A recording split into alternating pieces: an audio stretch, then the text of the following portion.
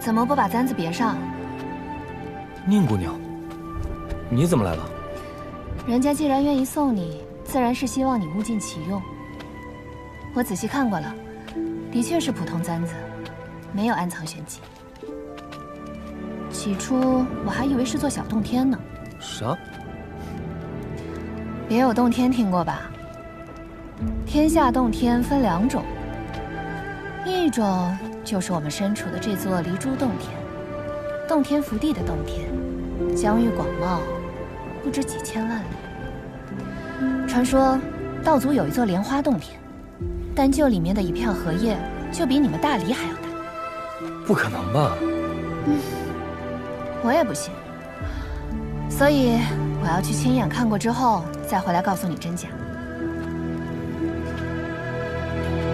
你以后做什么？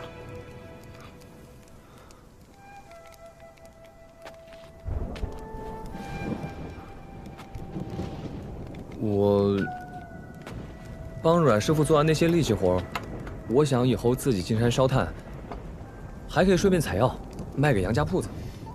万一搬山源刘志茂之流找你麻烦，你往哪里逃？所以你记着，无论如何你都要按陆道长说的，厚着脸皮待在铁匠铺，这才是正路。给阮师傅惹麻烦怎么办？阮师傅可不怕这些小麻烦。那我要先把事情告诉阮师傅，看看他愿不愿意收我做长期学徒。在小镇里，没什么是1袋金金铜钱解决不了的，如果有，那就2袋。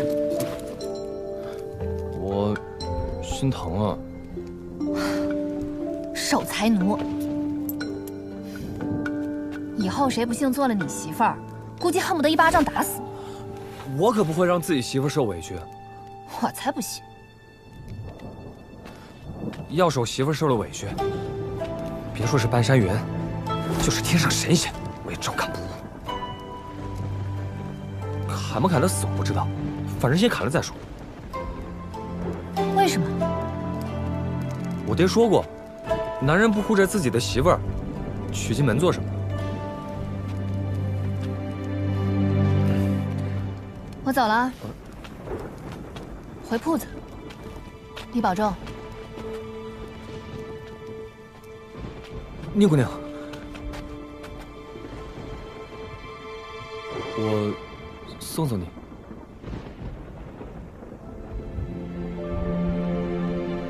不用。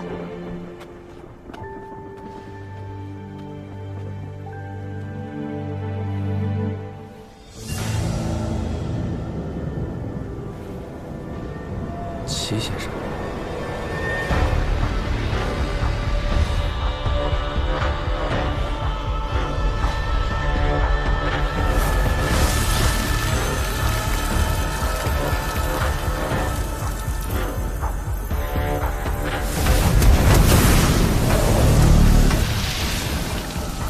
齐景春，你放肆！天道本无私，念你身为儒生，对离珠洞天生出恻隐之心，情有可原。若此时回心转意，犹有余地。哼，你这书呆子废什么话？他想做出顶天立地的壮举，得先问过我的拳头。自斩龙一役起，小镇独享3000年大气运，后世子孙英才辈出，无非是寅吃卯粮的手段。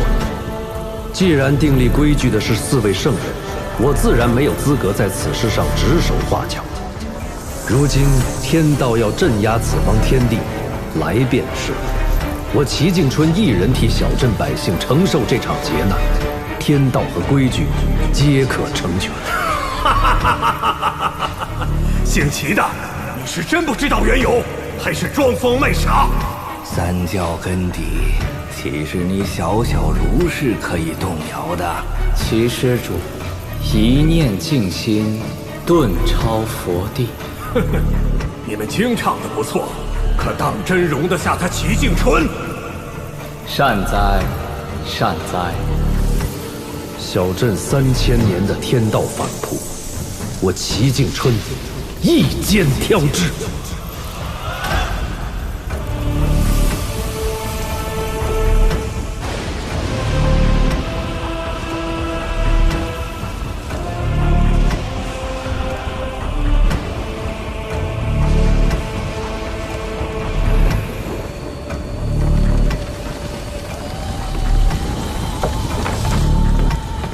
齐先生，快下雨了，您快回。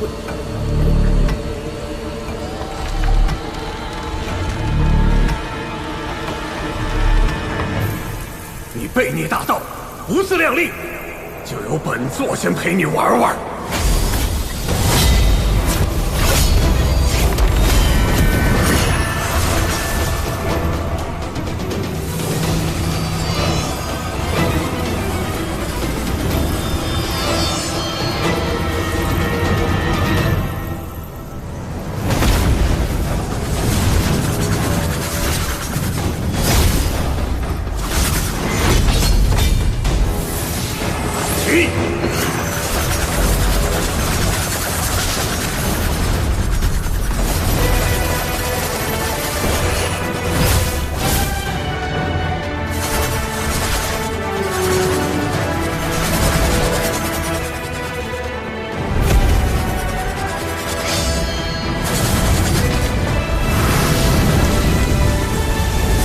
春风得意，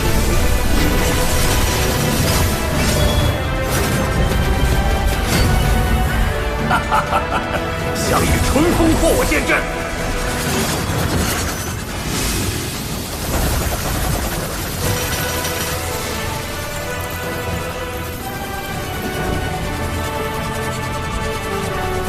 有人说你齐景春不简单，拥有2个本命字，春字之外，还有一个坏了规矩的静字。来，就让本座开开眼。你有春风，本座则有一场飞剑伐云。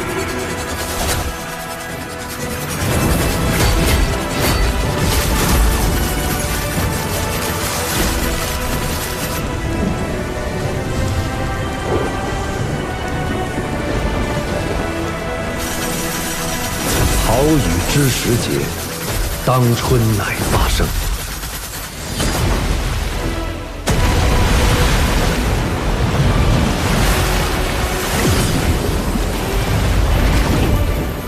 还真有点本事。齐景春，为何不还手？真以为仅靠本命字招架，会有半点胜算？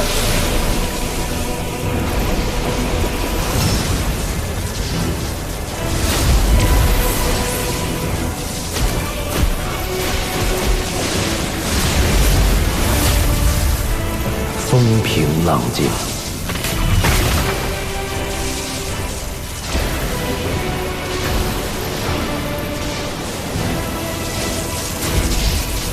动静有法。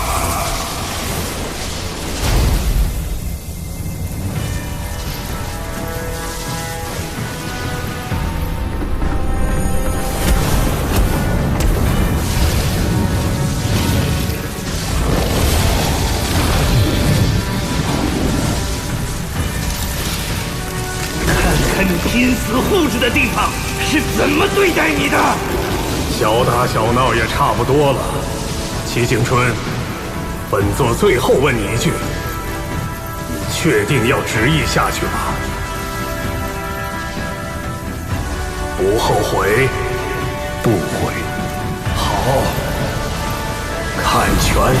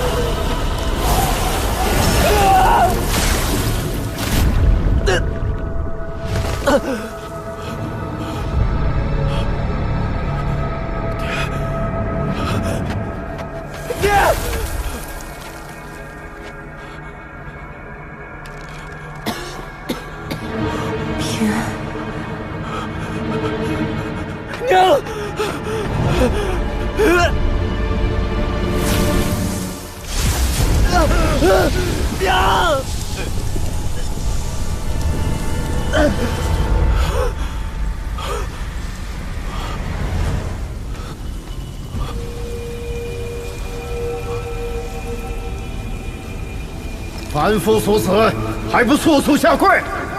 跪下，便可鸿运当头。跪下，就是登上了青云梯。陈平安，快停步！杨老先生，既不要前行，也不要转身，更不可下跪，在原地坚持一炷香便可。你一介凡人之躯，这不是你能承受的机缘。不要逆天行事。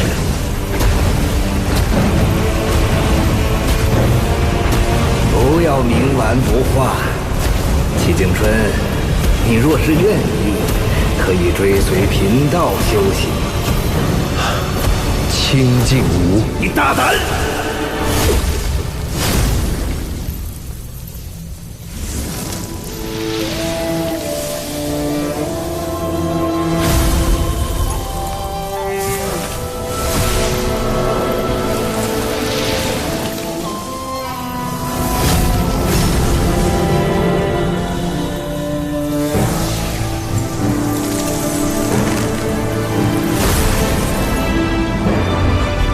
齐先生，齐先生，是你吗？是我。陈平安，不妨站直，走几步试试看。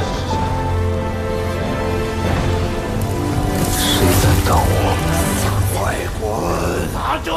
该是马普玄的机缘。快滚出去！厚颜无耻的小杂种！马普玄拿不到，也轮不到你。谁先神武？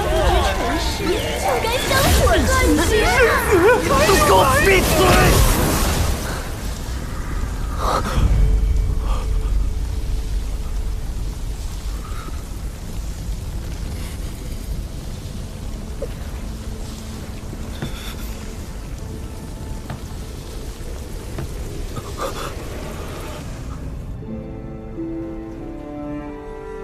齐先生，你是要走了吗？要走了。外面有太多人不希望我留下，由不得我自己做选择。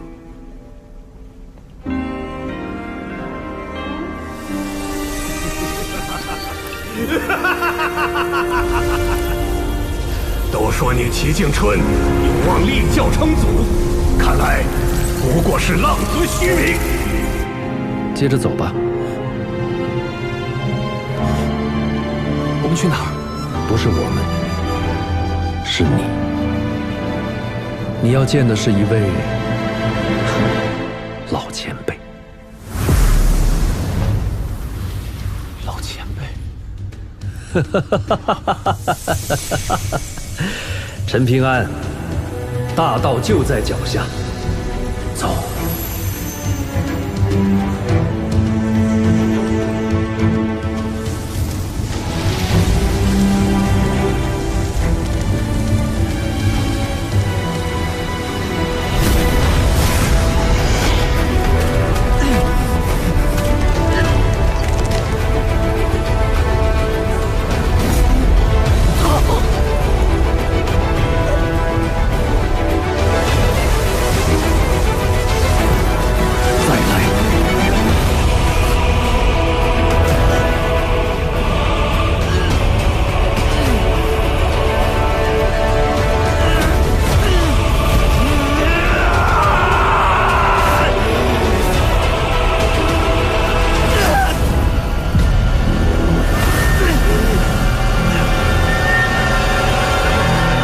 事不过三，点到即止。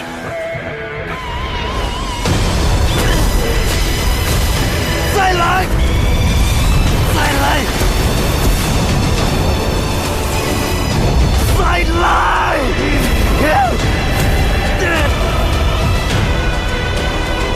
你怕不怕吃大苦？不怕。那你就肯定能活下去，而且能走到更远的地方。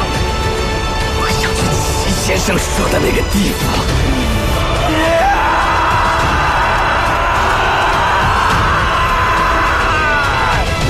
前辈，你看见这位少年了吗？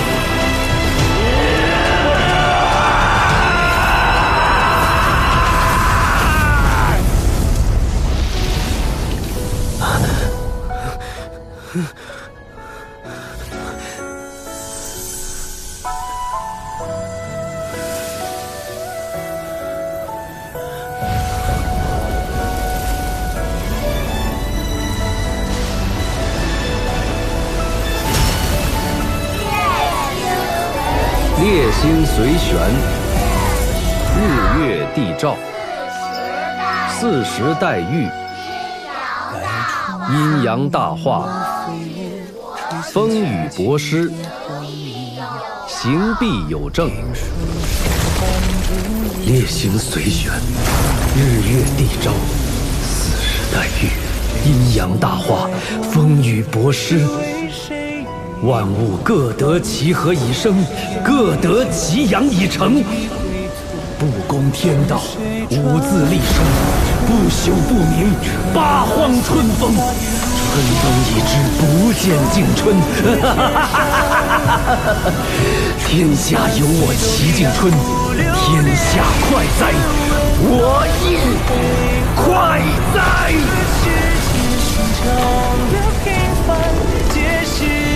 所念所盼也无憾，春会在我心流转。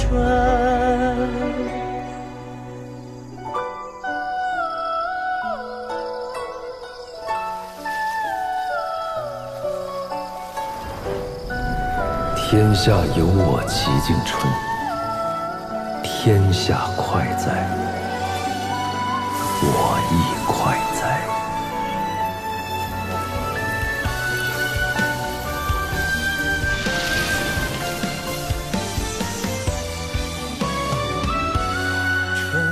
随风化雨如光，共舞守护着千山。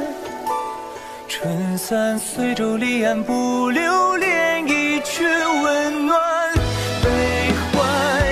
这世间所常的平凡，皆是你所念所盼。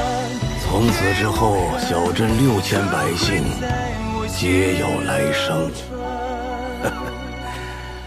但你齐景春的这笔买卖，当真划算。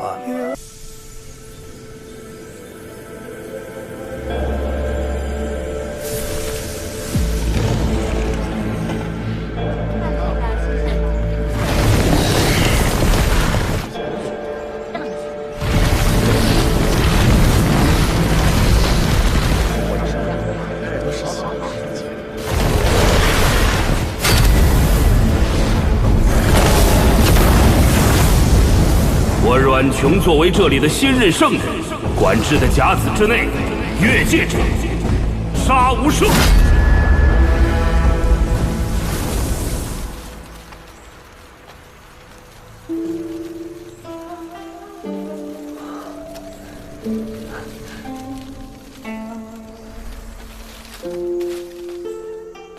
这不是斩龙台吗？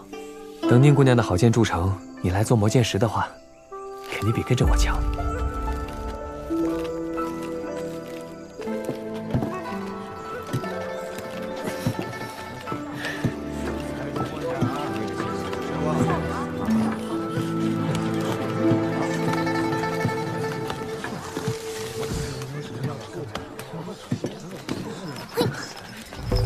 李宝平，叫我干嘛？跟你商量个事儿。那你讲快点儿。你扛着的这些树枝是从老槐树那儿捡来的吧？对啊，那边有好多人都在捡树枝呢。我力气小，只能搬得动这么大的。不跑快点，争取多搬几趟的话，就要被人给抢光了。你家住福禄街那边，离老槐树太远了。你要是信得过我的话，可以先把树枝放在我家。可以是可以，不过你肯定不会让我白占便宜吧？你需要我帮你做什么？事先说好啊，我可扛不动太大的树枝，很沉的。想让你在那棵树附近看看，如果有绿色的槐叶，就帮我收起来。就这样吗？对，就这么一件事儿。这是我家的钥匙。我记得你家的院墙不高的，我稍微点一下脚就可以把树枝丢进去，不用开门的。那好，你去忙吧。听说过树倒猢狲散，现在又见树倒成柴火。就是再过几千年，人还是这个德行。齐景春，你不后悔吗？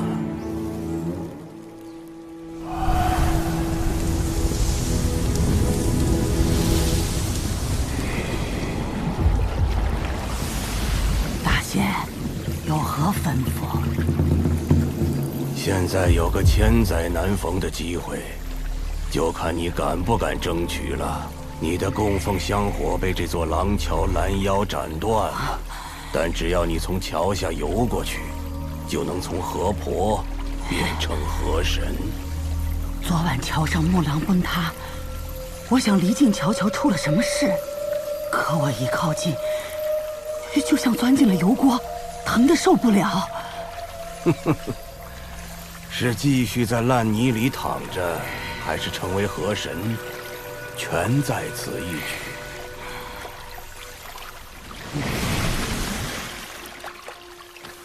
前辈好大的神通，竟然能自行敕封一方河神，关键是还能不惊扰到天道。河婆河神一字之差，云泥之别，你会不懂？已经很骇人听闻了，在注定的断头路上硬生生岔出小路，这等手笔由不得晚辈不佩服。小子，你知道我的身份？山主事先并未告知，但是我勉强猜得出一点端倪。哼，去，话不投机半句多。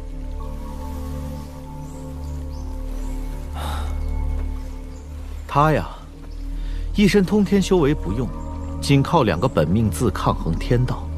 杨老先生，你说齐先生到底图什么呀？若是图一个为生民立命，那也太亏了。他是齐敬春呢，山崖书院的山主，文圣的得意弟子，一条命才换来6000凡夫俗子的来生，划算吗？我看不划算。换成是我，绝对做不来。也罢，看在你这几句心里话的份上，咱们随便聊聊吧。晚辈求之不得。一步步把齐景春逼到这个唯有求死的境地，是不是你做的局？这个局少说从80年前就开始谋划了，我如今不过而立之年，说不通啊。那就是你凑巧来取压圣物，又凑巧碰上这桩惨案，属于黄泥巴掉裤裆里，不是屎也是屎。世事无常，无巧不成书。晚辈对那座披云山情有独钟，希望将它作为新书院的地址。晚辈是客，于情于理都应该跟杨老前辈打声招呼。只要前辈一天不点头，书院就一天不破土动工。如果哪天前辈觉得此事可行，然而捎句话，给观湖书院催明皇即可。谢过前辈。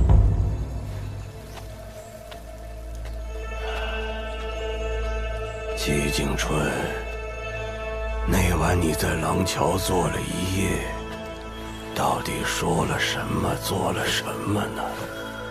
你们读书人呐，没一个让人省心的。只要大理让我看得顺眼，60年之期一结束，我自然会再次开宗立派。阮师这是在祝大理国运昌隆啊！阮氏放心，除去披云山，境内61座山，阮氏可任选3座，作为开宗立派的根基。本官可以先送阮氏离珠洞天的新旧2幅山峦形势图，再陪着阮氏亲自去勘探巡视，到时候阮氏再做定夺，如何？图先放着，占山一时，不着急。不过除了披云山，也没哪座山入得了我的眼。那下官便静待阮氏的决定了。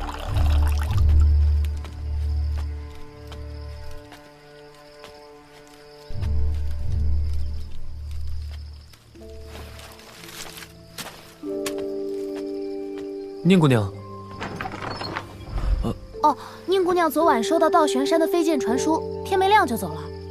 她让我告诉你，她送你的剑鞘要先静用一段时间，以后会还你的。原来宁姑娘那夜去倪萍想找我，是要与我道别。等她的事情办完了，你们一定会再见面的。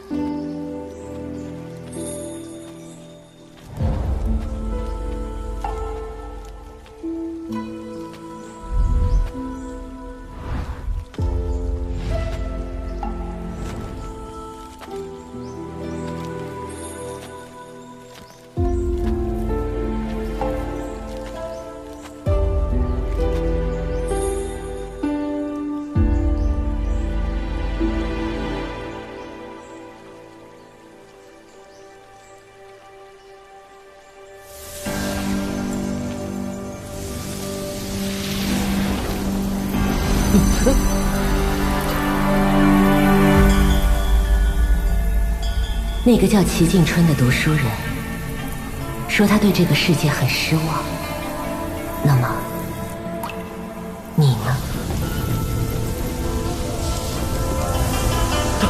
等等，陈平安，陈平安，刚才忘了告诉你了，我爹说这段时间你就在铺子里安心做事，以后可能需要你帮忙打铁。替我谢谢阮师傅。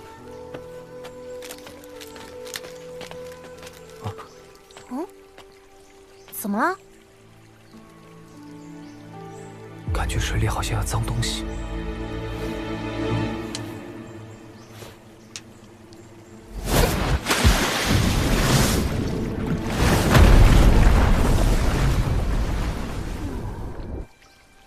你看，什么都没有。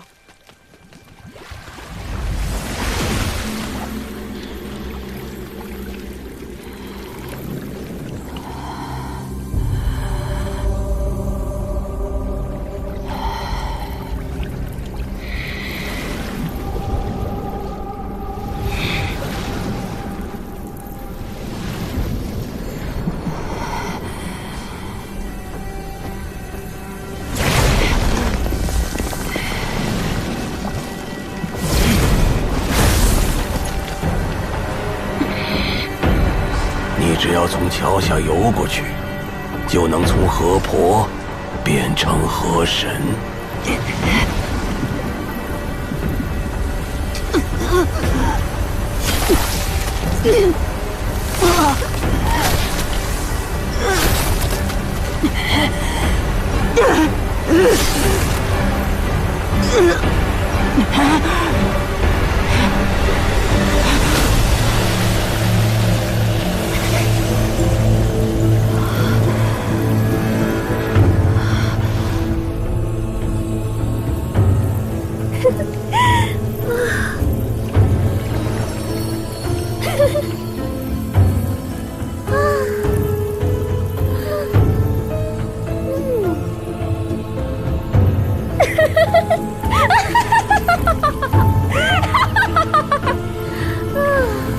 不过如此嘛。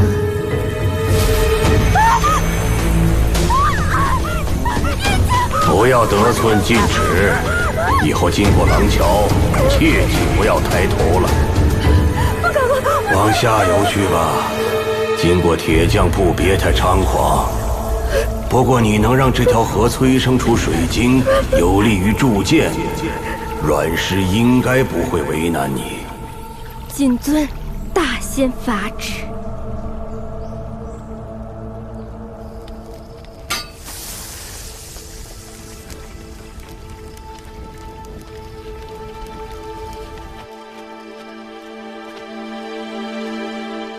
对了，阮姑娘，能请教2个字吗？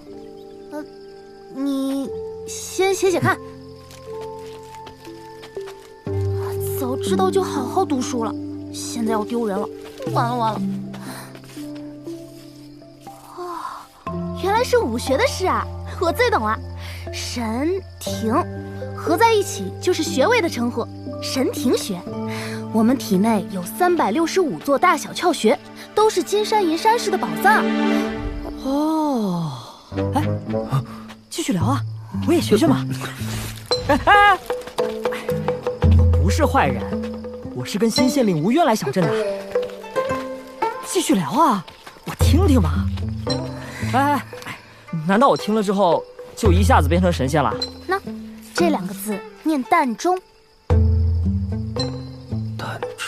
哎呦，姑娘，你这字儿写的着实不咋地啊，一看就是没下过苦功夫。哎，姑娘，你怎么不解释膻中穴在哪儿啊？哦，是不是很难指点给他看啊？姑娘，不好意思，我可以帮忙。我觉得你肯定是误会了。我的意思是，我来指给他看我身上膻中穴的位置，不是我来指你身上膻中穴的位置。再说了，你身上膻中穴的位置，神仙也难寻啊。我这不自找麻烦吗？姑娘，你怎么还来？还来！别跑！我错了，站住！还有尾驴、加急、御诊这后背3关，姑娘你咋也漏掉了呢？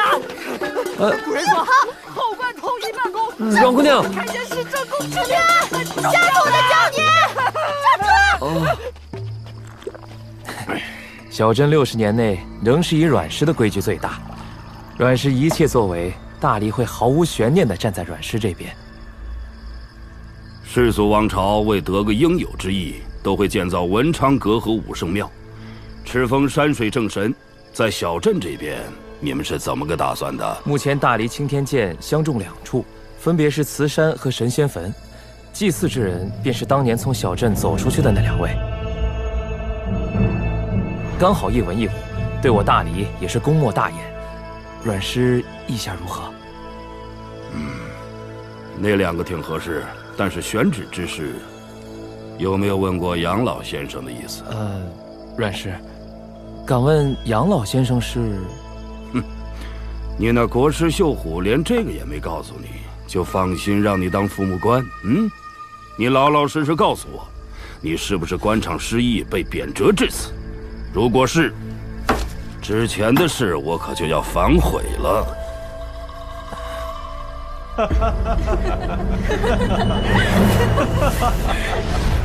上仙所言极是。对了，夫人，听说新圣人阮琼立了规矩，甲子之内越界者杀无赦。我们可不是凡人。再说了，现在这里是大黎的国土，还敢放肆？真以为齐静春死了，你们就能无法无天了？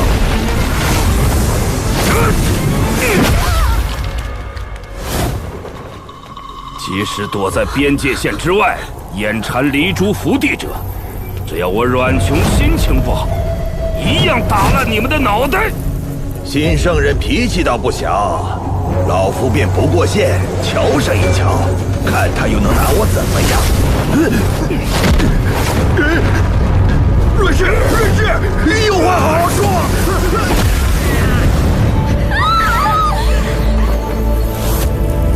记住我阮琼的规矩，甲子之内一律如此。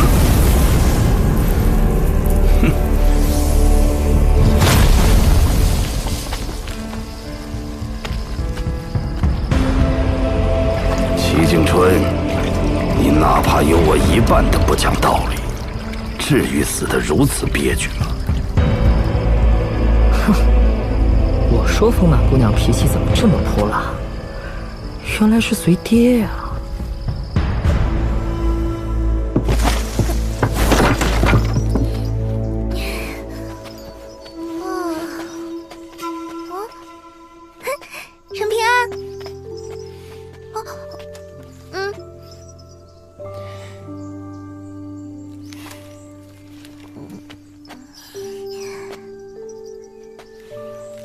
那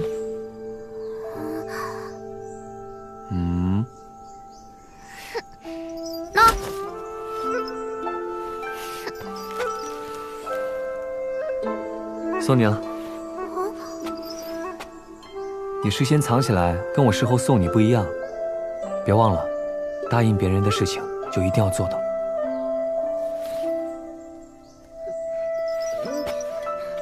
你怎么跟齐先生这么像啊？我要不喜欢你了。我帮你把怀之搬家里去吧。啊，那我可以多喜欢你一会儿。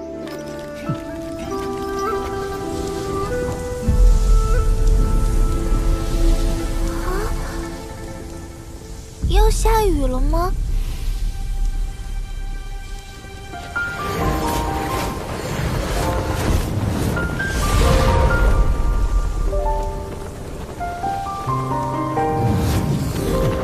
妈妈，看，好多人啊！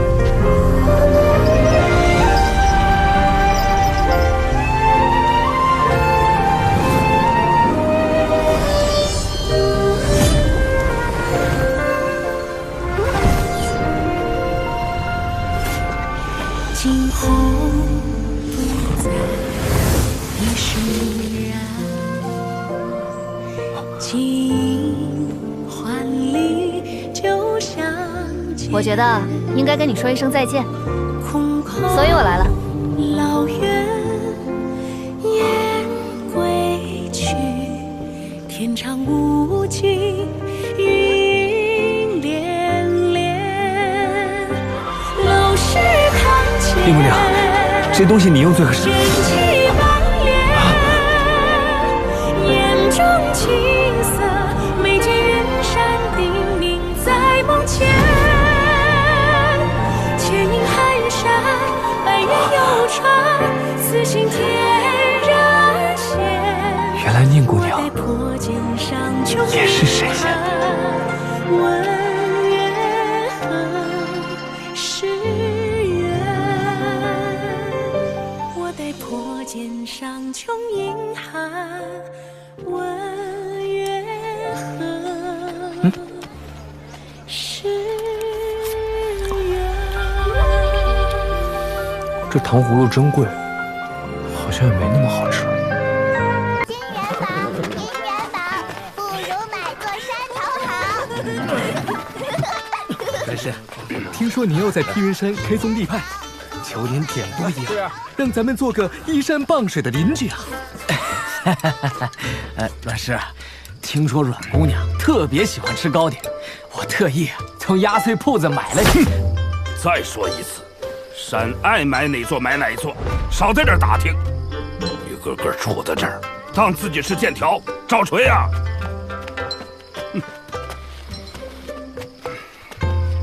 你也想买山？阮师傅，我来是想跟您借点钱。借钱？想什么呢？我想借15、16两银子。之前巴山猿追我，踩坏了不少屋子。这事儿，毕竟因我而起。滚蛋！哪儿来的泥腿子，也配跟阮宗师借？赶紧滚蛋吧！什么货色！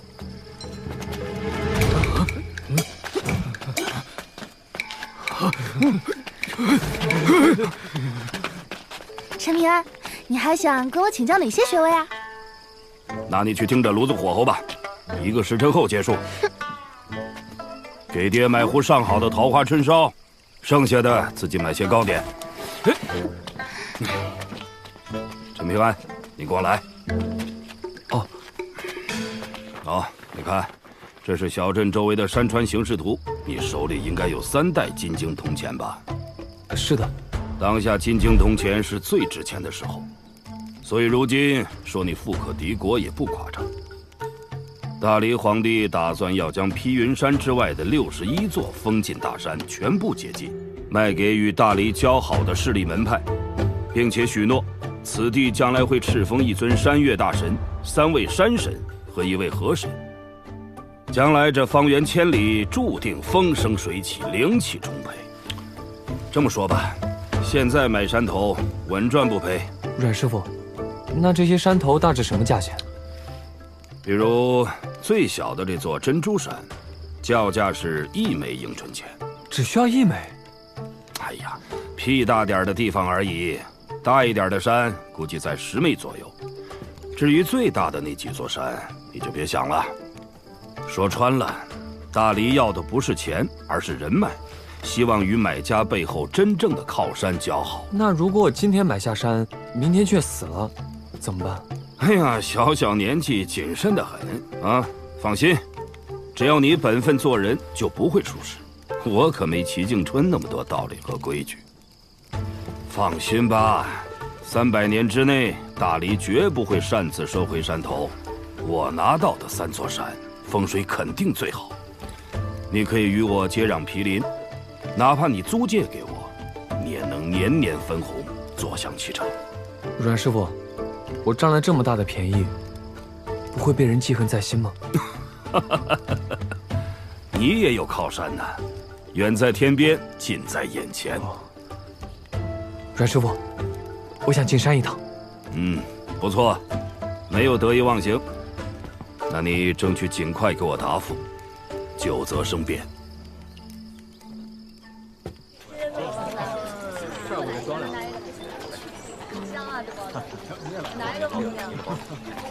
你也买包子啊？请你摆串的。哎，行。喂，陈平安。小宝瓶。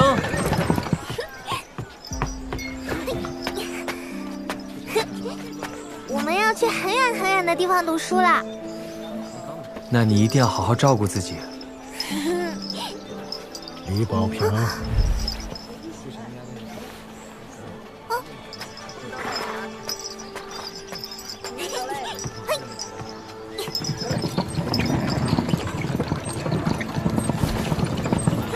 我走啦。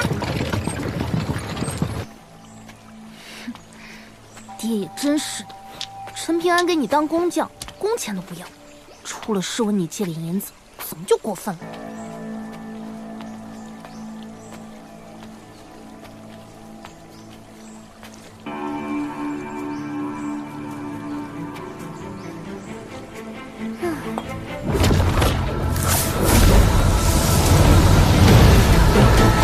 火龙走水。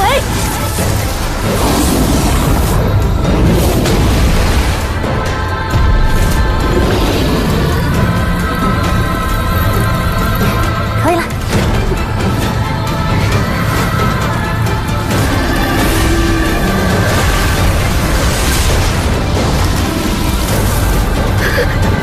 小小河婆也敢当着我的面撒野！我爹当年连斩6位江水正神，你没听说过吗？大仙饶命啊！奴婢绝无害人之心啊！奴婢只想把阮圣人增加水的水柱，为断剑尽一点绵薄之力。行了行了，那天我可是看到你鬼鬼祟祟跟踪陈平安，你要是敢图谋不轨，我就打得你魂飞魄散！不敢不敢，奴婢只是看他练拳觉得好奇，并无他图啊。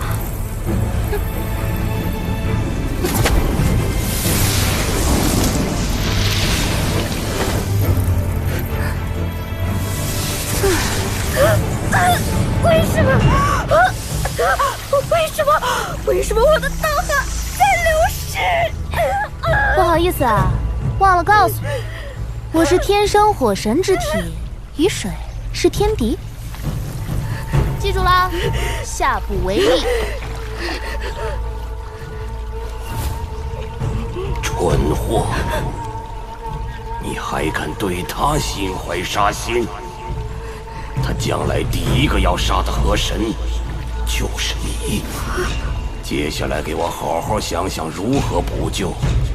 这桩灭顶祸事，已是大机缘的种子。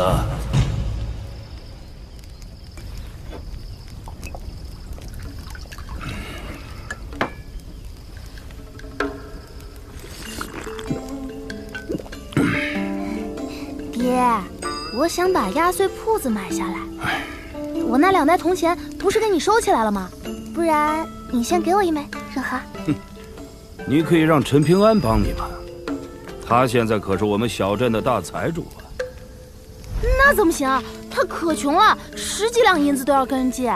好，爹的钱不是钱，就他陈平安的事啊。我跟他不熟嘛。还不熟？不熟你能昧着良心让自己爹喝这种烂酒，然后中饱私囊，就为了借钱给那王八蛋？闺女，你觉得到底多熟才算熟啊？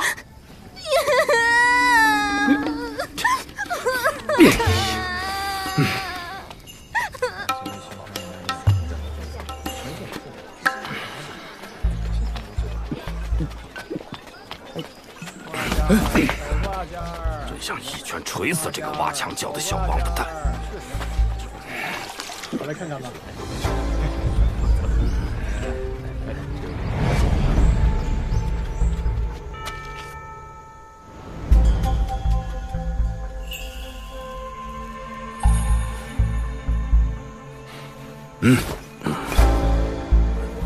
看来陈平安快成你的心病了。杨老先生，新任督造官吴渊身边的少年到底是何方神圣？我看不出深浅。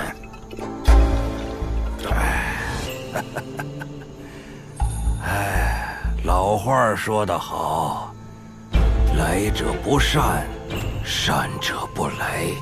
进门先喊人，入庙先拜神。我先见过了阮师，又来见杨老，礼数上挑不出毛病。进山入泽，画符震慑，只是不知道你那是鬼画符还是神仙符。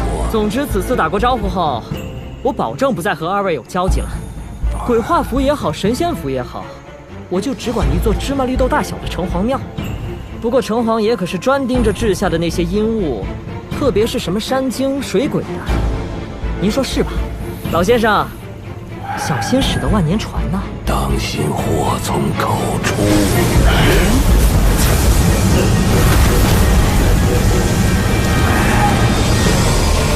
杨老先生这是太久没活动过了，也罢，来而不往非礼，晚辈就陪您撑撑筋，运运气。派头不小，也是花架子吧？诺。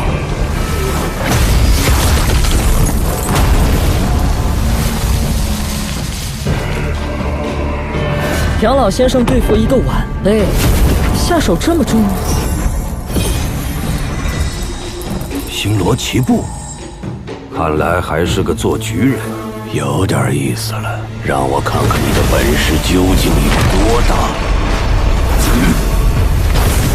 前辈想看，晚辈也不好驳了您的面子，那就玩玩。开局，无事抛旗千虎口，几时开眼复连行。终须杀尽人边敌，四面通红眼大荒。法宝虽多，可你用得精吗？好小子，道行不浅，这局开得不错，再来。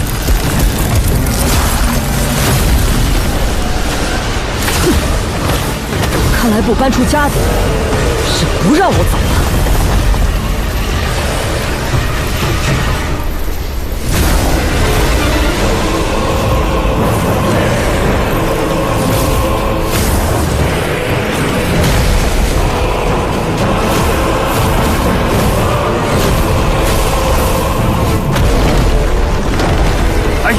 看在我的面子上，两位就此作罢吧。打坏了这福地，算他的。哎，主家欺客，我可不认这账的。暂借此方天地灵气一用。吃。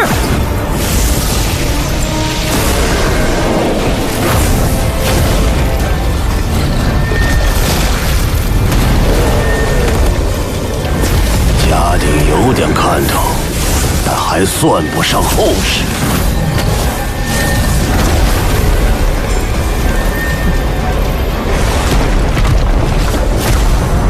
二位别急，这小子憋的屁还没放完呢。天见其明，地见其光，唯吾贵其权益。学识不浅，原来是这样。好，好。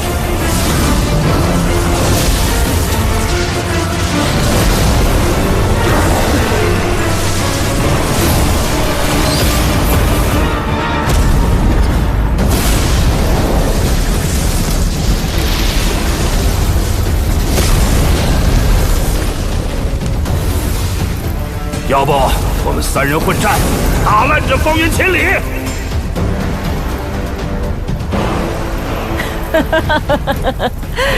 我没问题啊。你知道的不少啊。此言差矣，我毕竟是个外来的。不过这里的事知道的不多不少，刚刚好。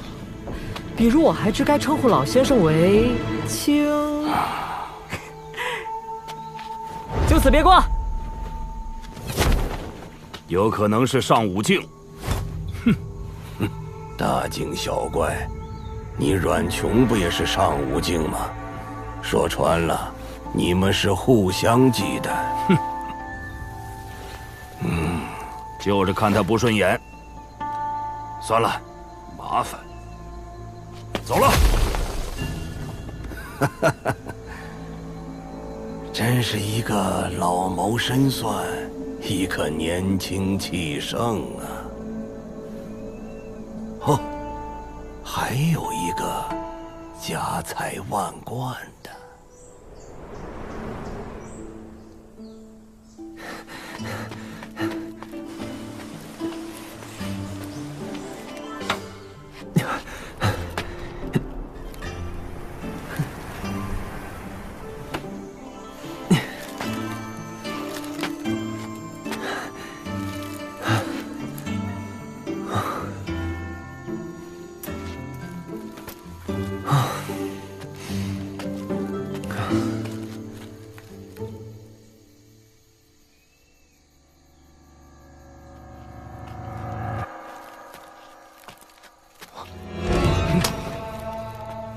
你是何人？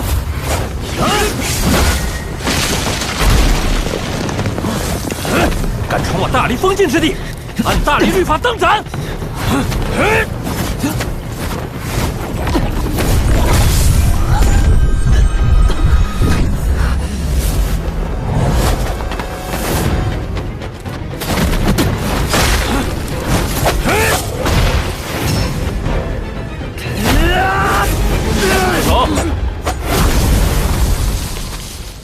这位小兄弟，我在阮氏那里见过。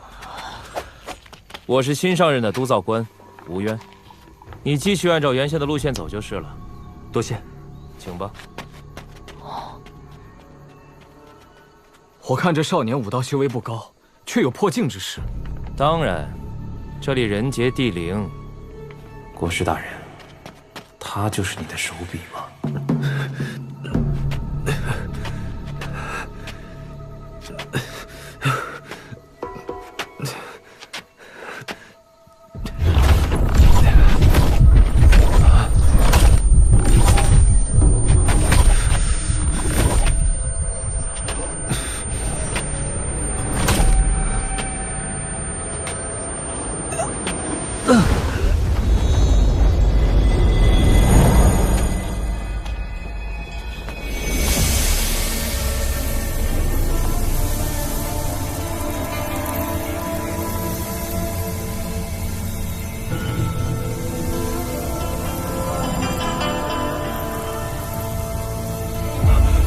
前辈，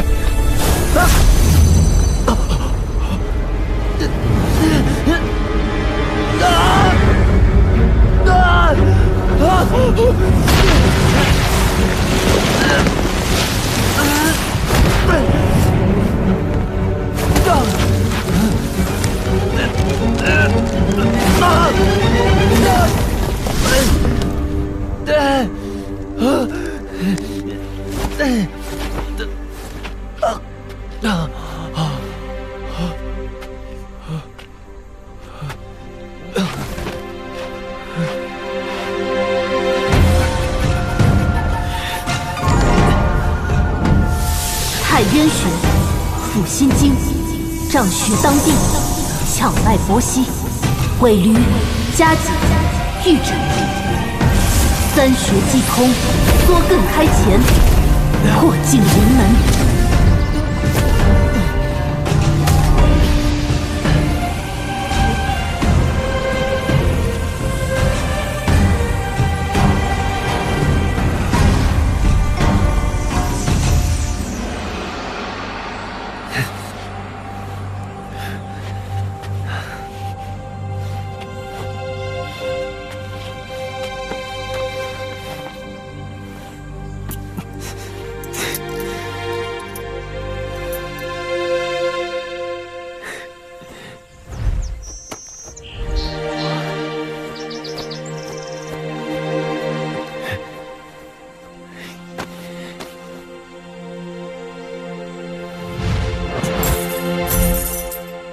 这些都是我的。有钱真好。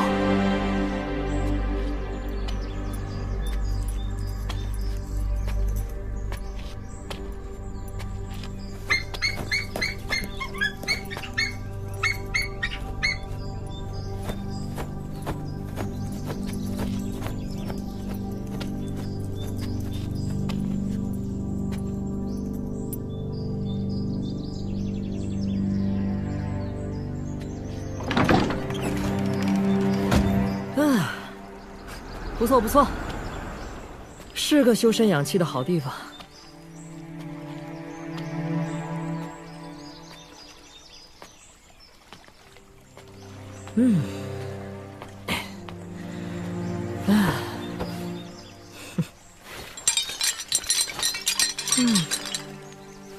从哪里开始呢？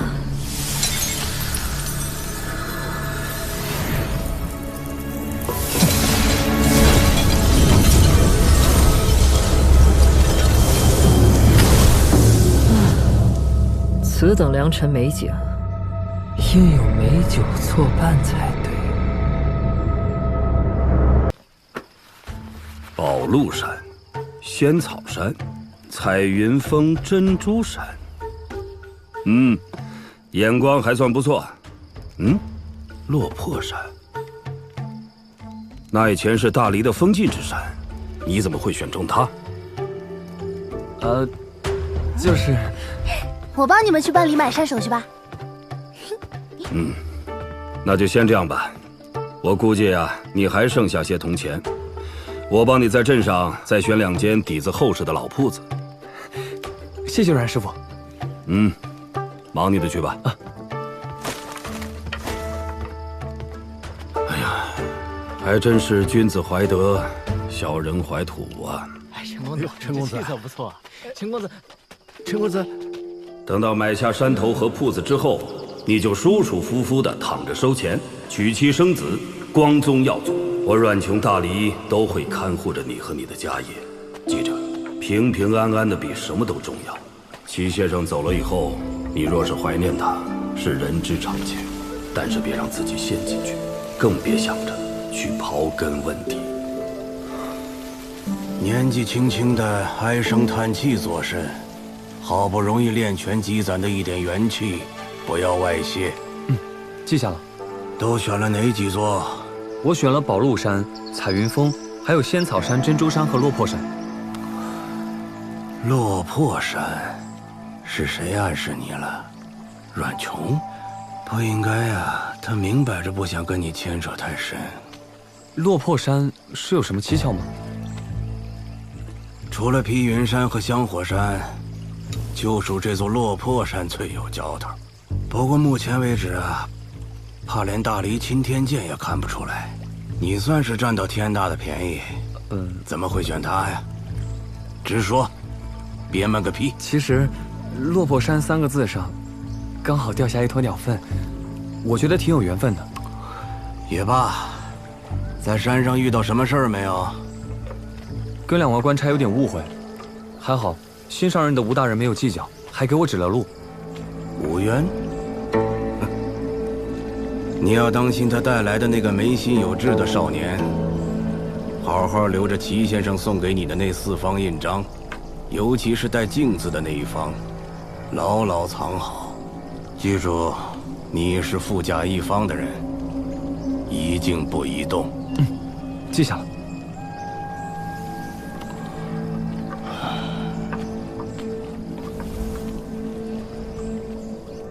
若我非要这牌匾呢？宋大人恕罪，小镇心腹大礼，诸如牌匾等老物件的存留，关乎民心所向，不可轻易摘取。哟，这不是陈平安吗？没和阮秀姑娘学字，在这看热闹呢。随便看看，我还有事先走了。哎，别呀，这热闹还没看完呢，可有意思了。一边呢是前任督造官宋大人，要拿那匾额的事情跟别人拍胸脯邀功。另一边呢，是把小镇所有宝贝视为自己禁鸾的小镇父母官吴渊大人，为的是4块匾额，兵家的气冲斗牛，儒家的当仁不让，佛家的莫向外求。道家的惜言自然。啊，瞧见那位侍郎大人手里的物件没？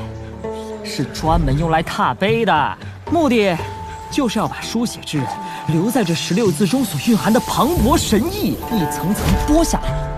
快踏写干净，不要让吴大人在这等了。不过兵家的气冲斗牛，好像有2次不久前就死了。知道这么多，你到底是谁？我，我姓崔名禅，禅字比较生僻难写，麻烦得很，所以你可以喊我崔师伯。我还有个绰号，喊起来比较顺口，叫绣虎。我可是自报家门啦。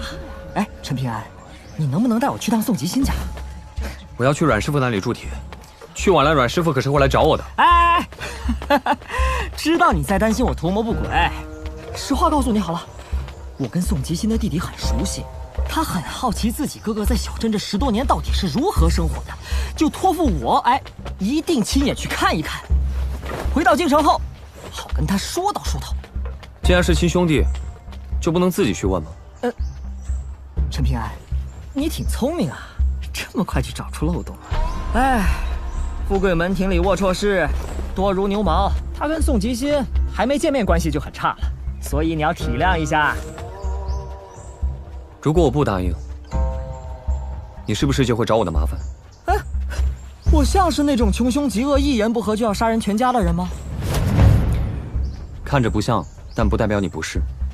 哎，好吧，我去问别人去。你又没他家钥匙，你去干什么？翻墙进去绝对不行。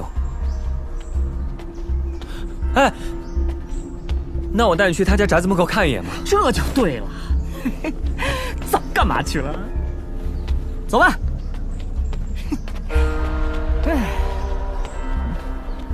这边。哎，等等我呀！倪萍相气韵不俗，卧虎藏龙，必出人才呀！啊，以后怕是把福禄街、新华巷加起来也比不过这里。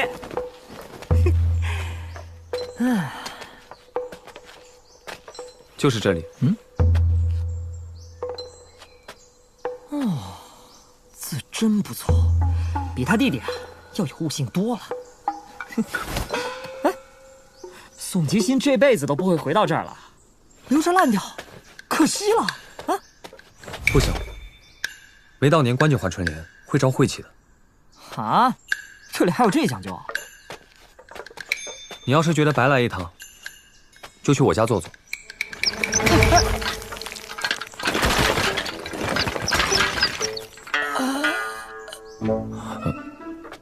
正好我也要收拾些东西烧给阮师傅。哎，算了算了，估计连杯茶都喝不上。反正受托之事也算了吧，我走了。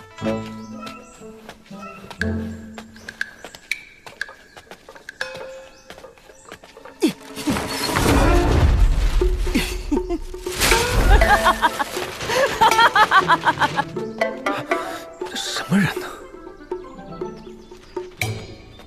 先生，这副对联是谁写的？很有意思啊。宋吉新。不过估计过不了多久就要改名了。先生要这春联做什么？自然是给你那位宝贝师兄长长见识，省得说我是仗着年纪大才能写字写得比他好。现在这春联是他同胞兄弟写的，我就不信他还能找到什么借口。小师兄的借口可多了，他就可以说是宋吉新整天没事做，光顾着练字，写出来的字就能好一些。好像是有点道理啊。算了，今天让你来这儿，是要你见一个人。见人？谁呀？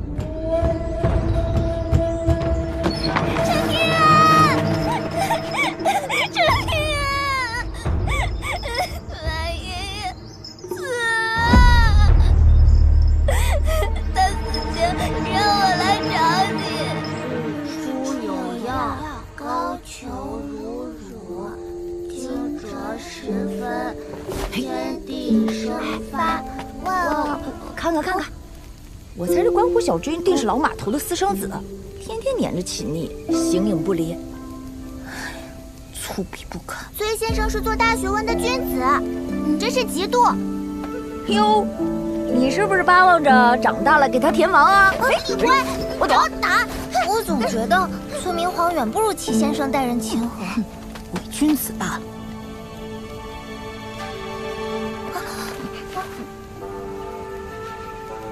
先生，咱们借一步说话。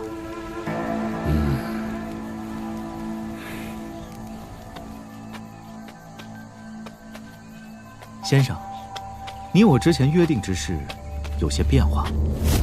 怎么，你们后悔了？非也，非也。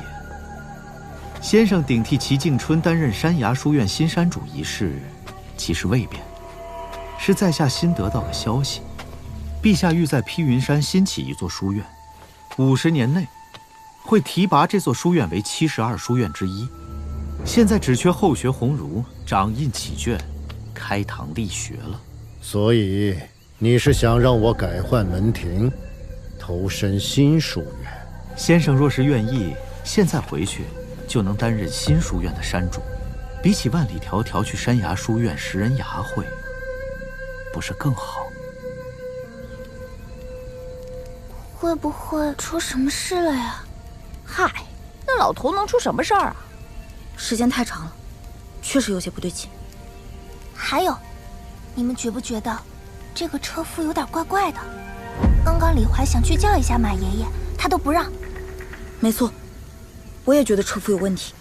那他是坏人吗？我们会不会被杀呀？估计现在不会，要不然早就被杀了。但是他肯定没安好心，我们得想办法找到马爷爷才行。我想到了，一会儿我们就这样。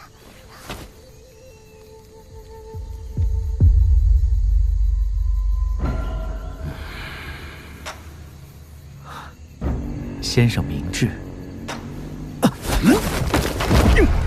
先生，这是何意？任你巧舌如簧，也掩盖不了摧毁山崖书院的险恶用心。我马占宁为山崖书院扫地，也不做叛徒。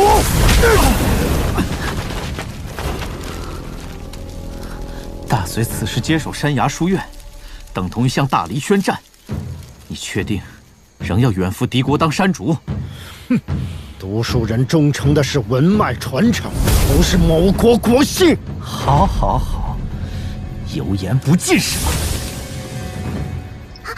就这样，行动吧。好，好。好什么呀？糟了，我肚子疼，好饿，快把吃的给我。你们去哪儿？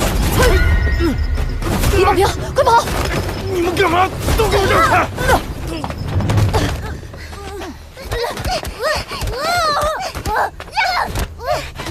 好了，快走吧。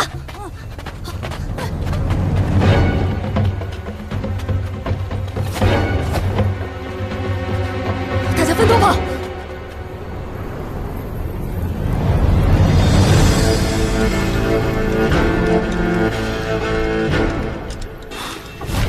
何为传承？不过东流水，歧路苦久长。何愁多歧路，春风满衣裳。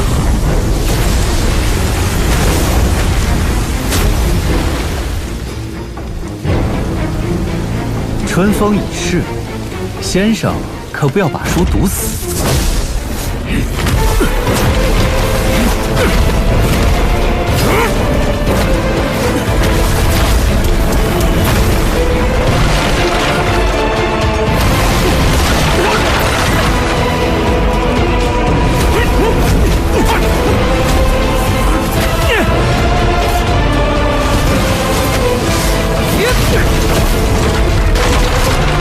礼义法度，圣人所生，圣人可，先生如何不可？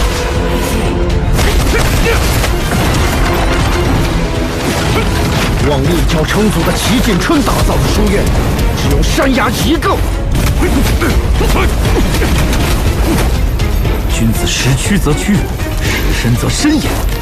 这一点，先生应该最清楚不过才是。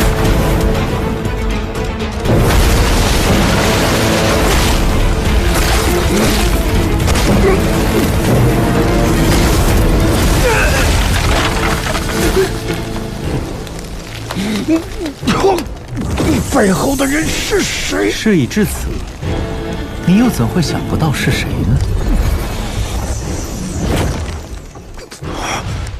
不可能！先生不妨再考虑考虑，否则山崖的传承就真砸在先生手里了。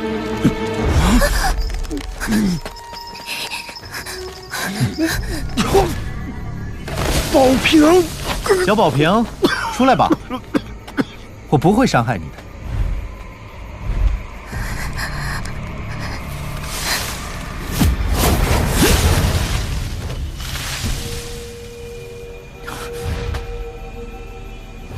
报，逃脱了一个女孩。姿势体大，不可大意，速速追来。是。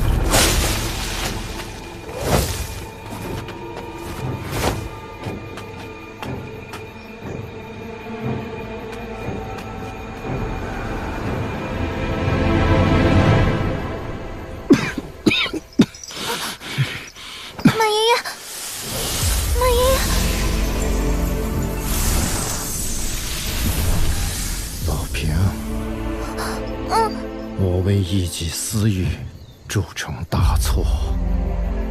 我愧对你们，愧对师兄的嘱托。马爷爷，现在怎么办啊？我将所有歹人引开。你逃回去，去找陈平安。我没多少时间了，山崖书院的存续就交给你们了。我中年洒扫，只求心境如皎月，到头来反而杂尘蒙心，弑臣归心，更待何时？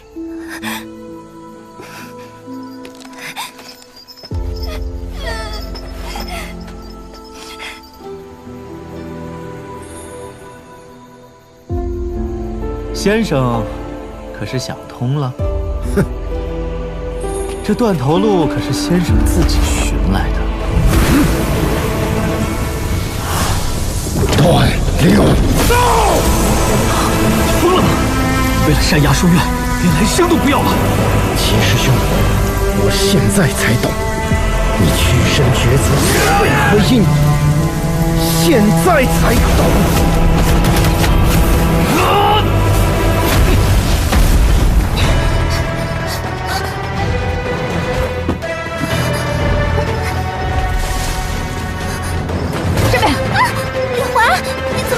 快，在那边！快，继续跑！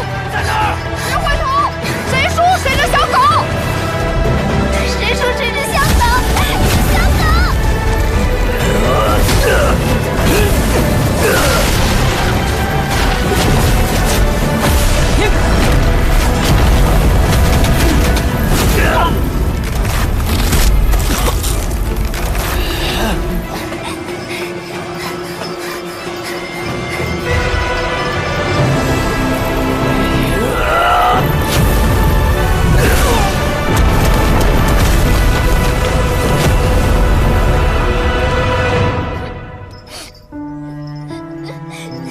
他果然是来找你的，想救人，带上齐敬春送你的镜子印。今夜子时，到慈山。是小石头他们的衣服，多半是冲我来的。这样李怀他们应该还是安全的。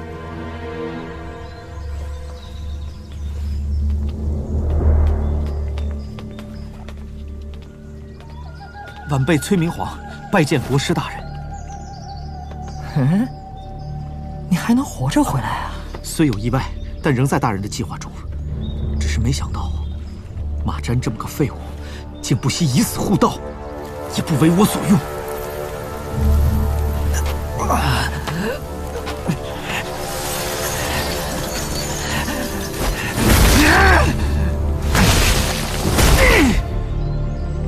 了大人留下的承禄甲了。还我还是你的师伯祖。说到底，那马占也在文圣门下待了10多年，你非要以蠢人视之，不吃亏才怪。如此看来，你要是被打死了，岂不是更妙？不过还好，我这边还算顺利。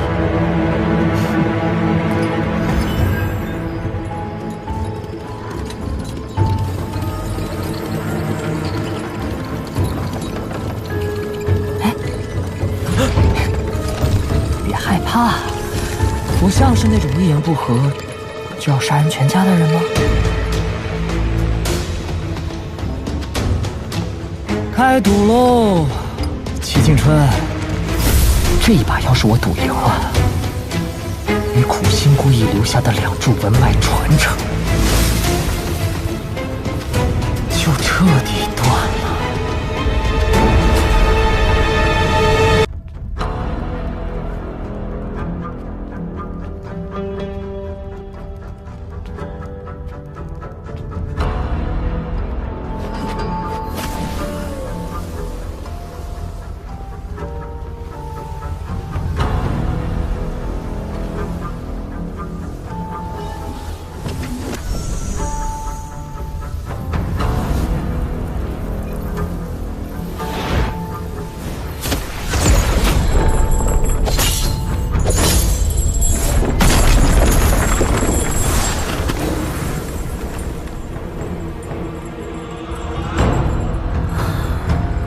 将我的一半神魂分入你这副皮囊中，你便是另一个我了。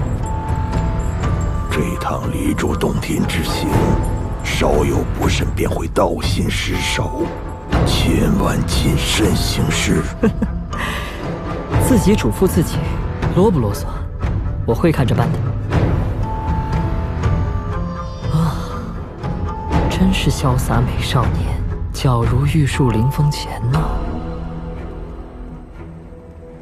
别紧张，有问题就问。莫非齐静春之死是先生的手笔？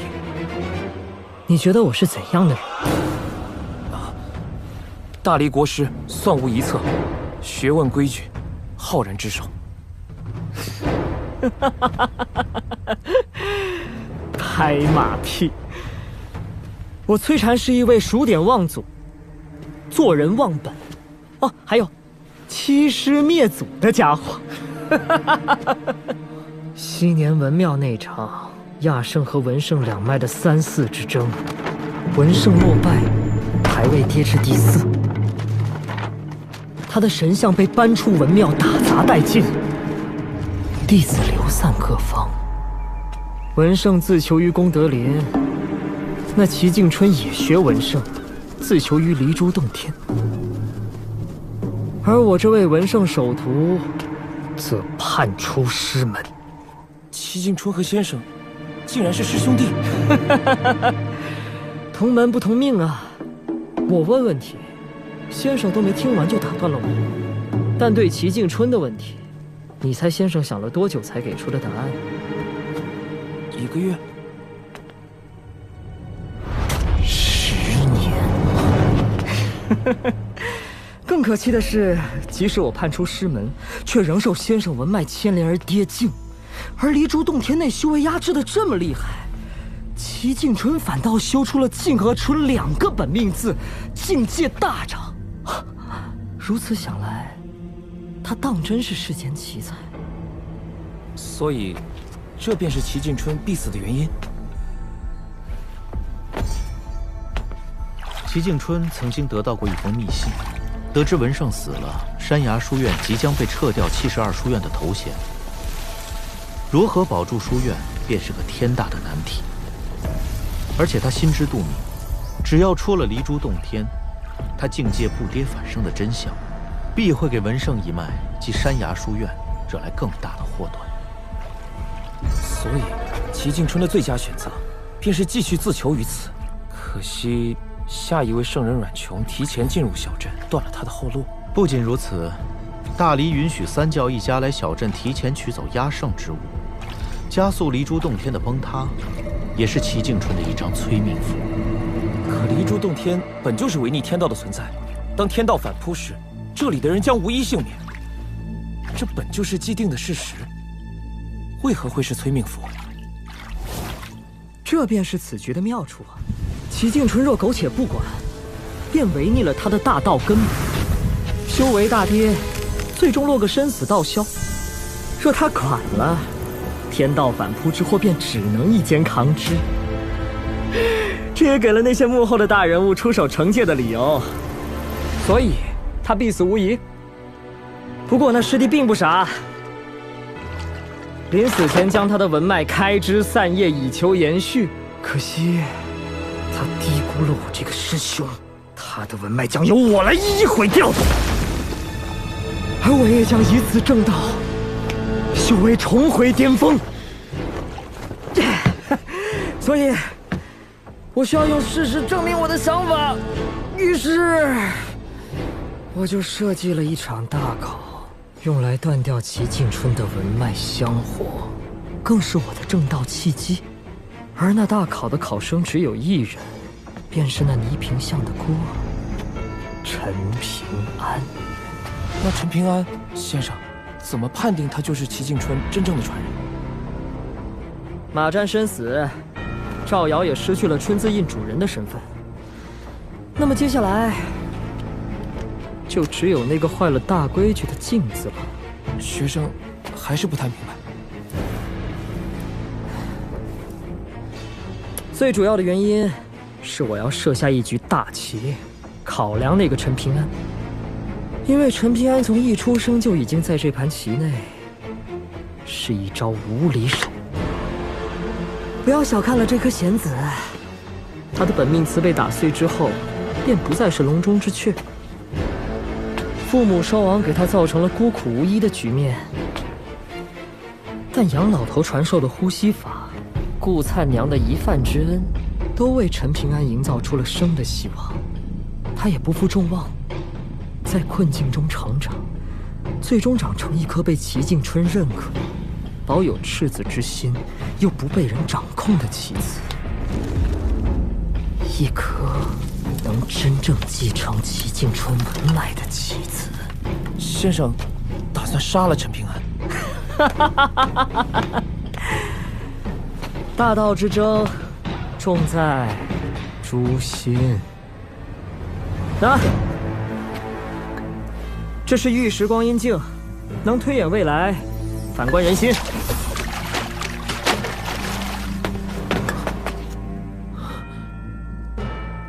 接下来你知道该怎么做了吗？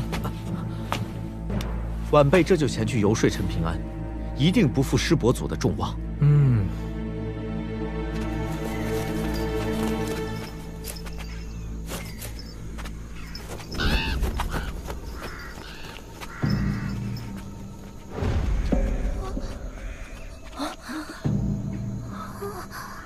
是陈平安。贪字近乎贫，蓝字近乎汾。那我就开门见山了。齐静春送你的4枚印章，蕴含着他的文脉传承。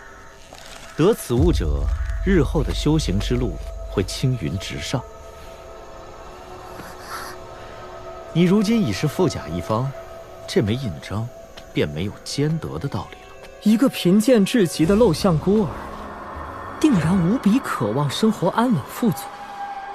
所以在我的暗中操控之下，他如今已经是小镇的富家翁了。哎呀，一无所有时，失去是一件无所畏惧的事。富甲一方时，他陈平安还有勇气失去吗？如果他交出印章，齐静春的文脉自然就断了。这就是我为他安排的一场问心大考。你就不带考虑的吗？没什么好考虑的。就算换作是齐先生，也一样会同意我的做法。快放人吧！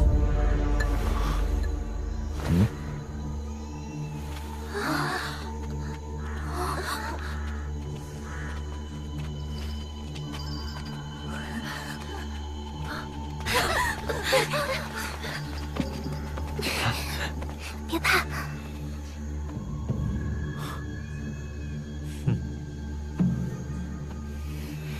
如今大理与大隋已是敌国，你们要去大隋的山崖书院，等同于叛国。你骗人！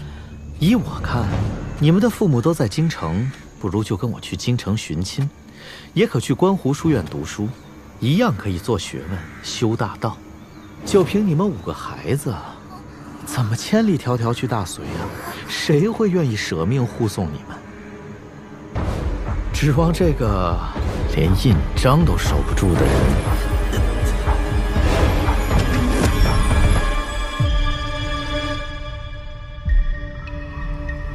我有点搞不懂。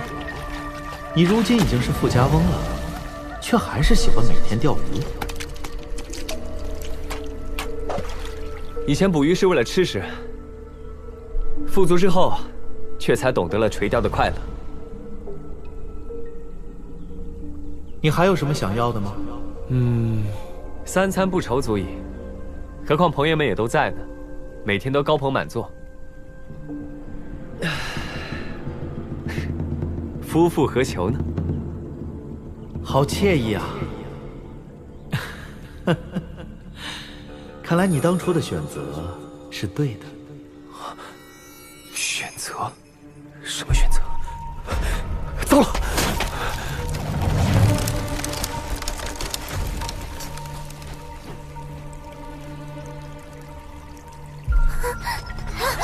陈平安！可惜了，刚刚的那种生活一直过下去不好吗？糟糕，动不了了。要看一看你的另一种选择吗？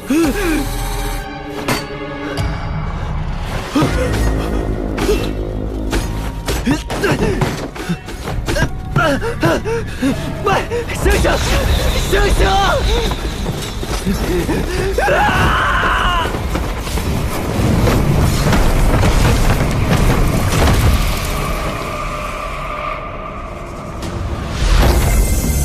他已经回不来了。陈平安，你醒醒啊！凡人要生存，就得懂得权衡利弊。说到底，他陈平安也只是个普通人罢了。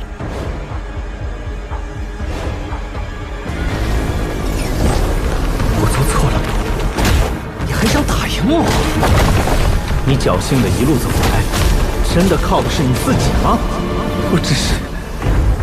你真的觉得自己会一直这么幸运下去吗？原来我也是怕死的，想大家都能平平安安。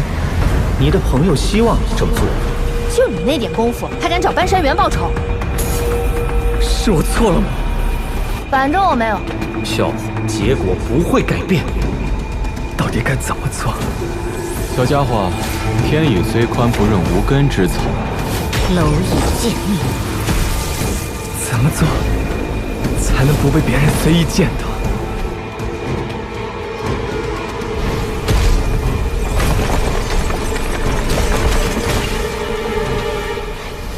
对，即使本命辞岁，也一样逃不掉的。这是运，也是命。不是的，不是的，陈平安，你做不到，真的做不到。别那么鲁莽。扫把星，店主，你走，一静不移动。我给你全一生没大大气。我没有害死爹娘。爹娘，主破法，扫把星，店主大气。你都是陈平安，这便是你要的结果吗？这便是你要的结果吗？这便是你要的结果吗？这便是你要的，这便是你要的，这便是你要的。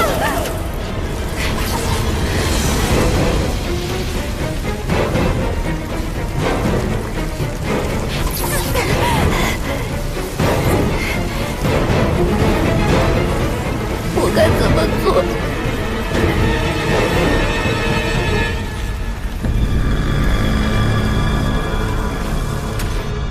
你们只有跟我走，才是最好的选择。哼！不管怎么样，我相信陈平安。若遇事不决，可问春风。这句话你留在心头就好。以后说不定用得着。春风，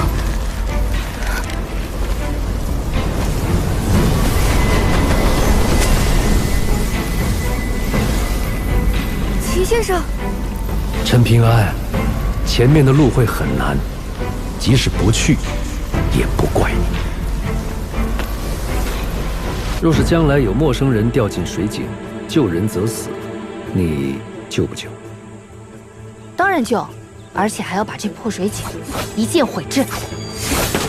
只是又一下，连死都死过，怕什么？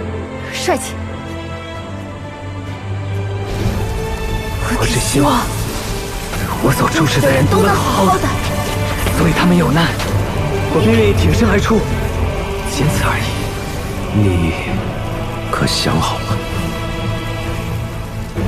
平安，陈平安，陈平安，陈平安，陈平安，想好了，不管未来会发生什么，我都要去试一试，因为我跟先生一样，不相信这世间有所谓的命运。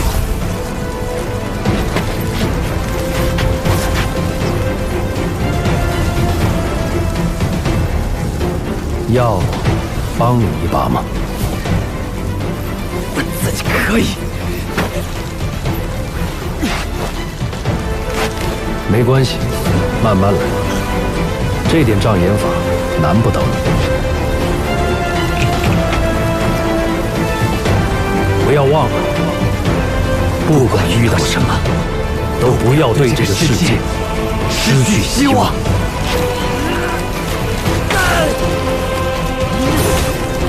先生的夙愿一定能守住的。谢谢你，陈平安。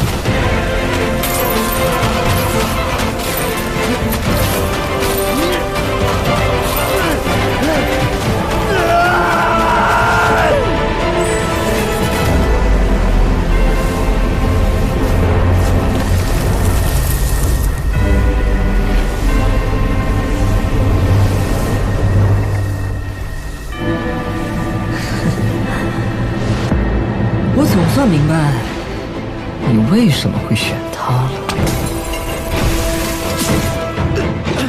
你们快走！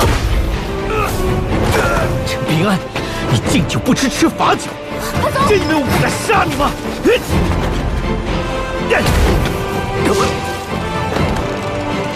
如果那些当真会应验，陈平安也不足为惧。有些事情死了也要做。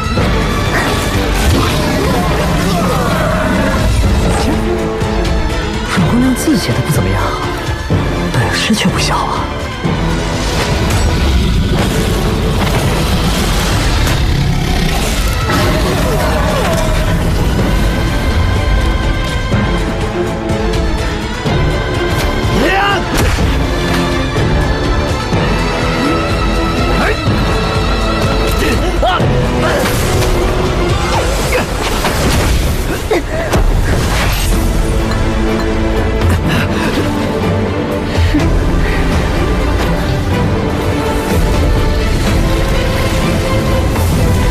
洪文，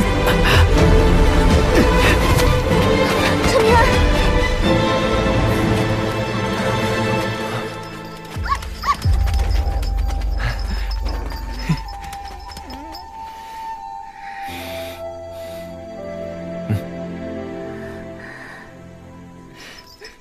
大考的结果我很满意。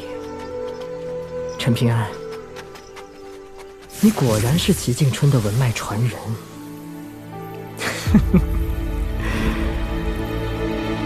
而我呢，已经将自己的大道与你相连。从今往后，你我一荣俱荣。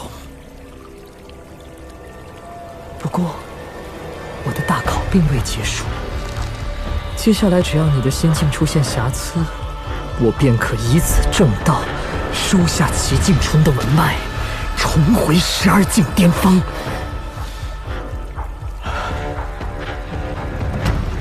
齐敬春，这一盘棋，终究是你输了。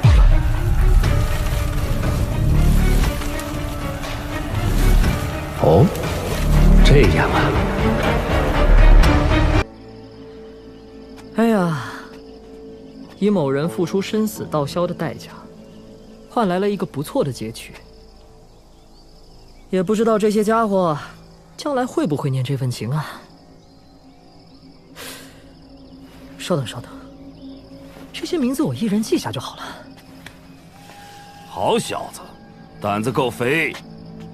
这是第几次无视小镇规矩了？我这不是还没做吗？你们只管放开手脚来打，我负责收拾烂摊子便是。我看行。哎！杨老前辈杀人不见血，还能坐收渔翁之利，真是好手腕啊！就算杨老前辈有本事护得住10之1、2的山河，可如果我一门心思打烂神秀山横朔峰呢？这山峰可是为咱们阮姑娘正道准备的呀。换成是我，真不能忍。赶紧滚回二郎巷！还真是在乎你闺女啊！不欠天不欠地，唯独欠那丫头的娘亲，就只能把亏欠她的放在女儿的身上了。看来终究没有人能拿走那份天大的机缘，连齐静春也不行。不过也好，免得又是天翻地覆的局面。可以的话，这座庙我要搬走。只要不是搬到外面，我没意见。看在你这么爽快的份上，我可以告诉你一个小秘密。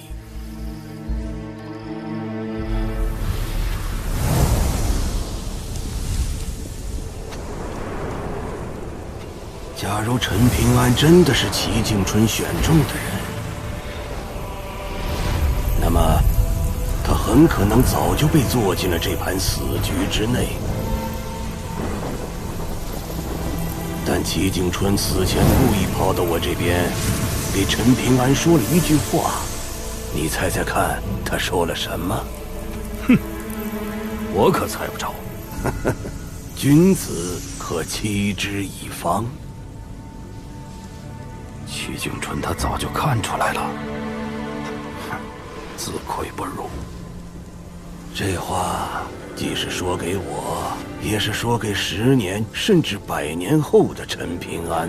哪怕他以后知道了自己才是导致齐静春必死的那枚棋子，也无需自责，因为他齐静春早已看透。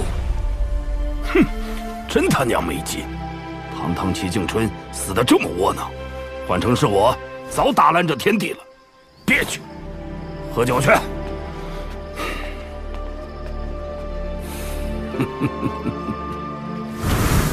陈平安，我也很想看看你到底能走多远。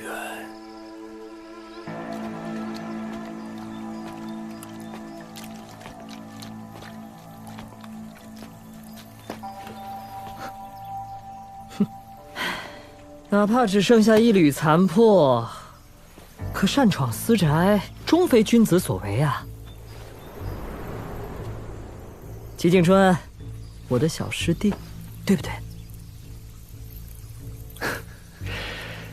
那天你和崔明皇明面上是演戏给吴渊和大黎王朝看的，其实是演给我看的，累不累？那你看出什么了？当陈平安做出选择帮山崖书院的那一刻，你的大考就已经败了。可你依旧有恃无恐，是因为你已将陈平安当做了你的影子。然后，你以真身入定做观想。陈平安若是能够坚守本心，就等于你也坚守住了本心，最终成为你重返境界巅峰的大道契机。不错，哪怕陈平安不能坚守本心，我依然安排了后手，去不断损耗他的心境，最终使其支离破碎。到时候你齐敬春的文脉气运就是我的囊中之物了。这可远比真身入定做观想的结果好处要大得多啊！唉，崔禅，可惜你还是棋差一招，终将满盘皆输。我可是找到了你的文脉传人，怎么可能输？你如果现在放手，对你来说就是最好的结果了。齐敬春，你一个即将魂飞魄散的东西，半人半鬼，也配跟我讲道理？最后给你一次机会。你想坏我心境？崔师兄，哼，我就不信你能赢我！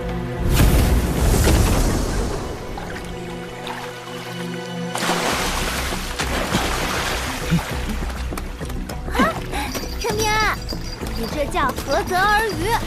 哦，不对，应该是釜底抽薪。你那边怎么样？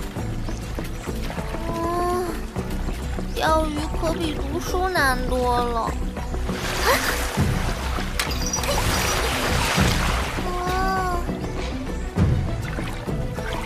鱼可不笨，要是太早收竿，肯定钓不到的。还有，季节不同，晴雨天气，鱼钩和鱼饵都有讲究。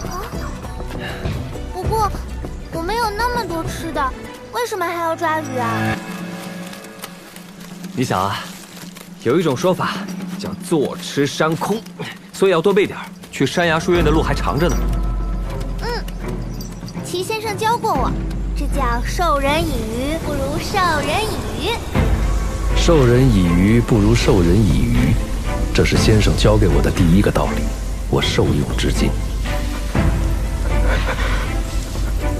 怎么可能？齐敬春，你竟然选了一个女人当自己唯一的嫡传弟子，有何不可？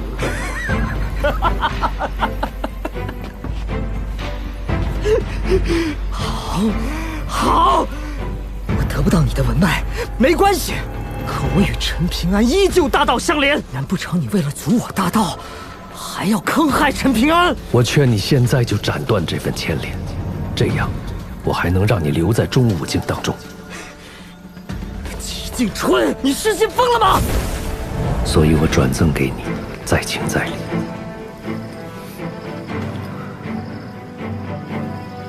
那玉簪子是师傅的，你居然带师收徒！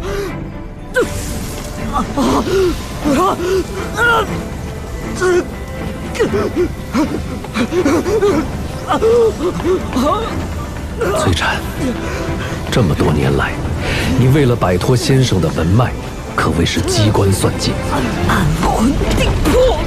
可到头来，偏偏还是和先生的文脉传人陈平安大道相连。现在落得个道心失守，修为大退，完全是作茧自缚。陈平安并非我的弟子，更不是你的棋子，他会以天下为棋盘，走到你无法想象的高处。你若再敢暗中作梗，我定让你跌落成凡夫俗子。齐敬春，你还有什么我不知道的手笔？齐敬春，齐敬春！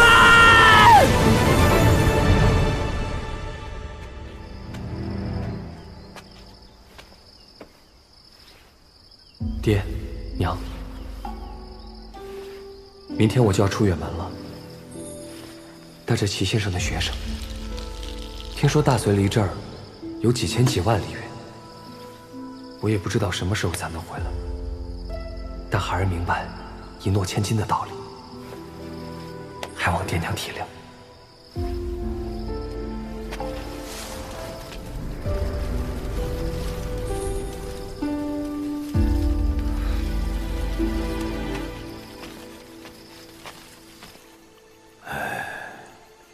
8000年了，那么多英雄豪杰都入不了你的眼吗？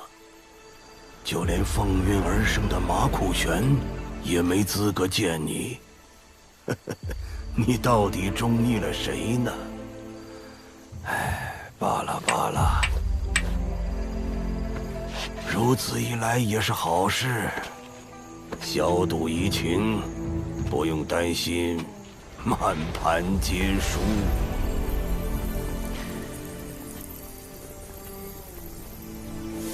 事实上，我见证过许多义气少年慢慢变成枯槁老翁，你为何偏偏对他如此执着？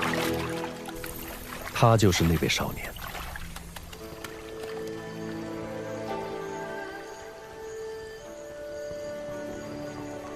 老前辈，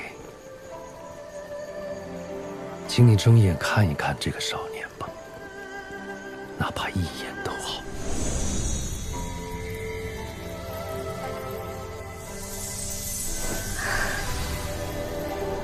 起初只是闲来无事，便随意看看。他虽平凡，却活得饶有生趣，比一群孩子舞刀耍剑，围杀一条条小龙有意思多了。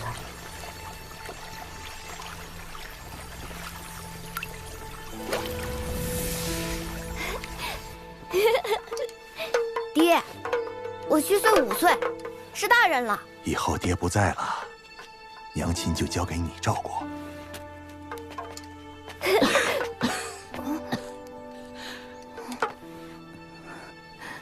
拿走。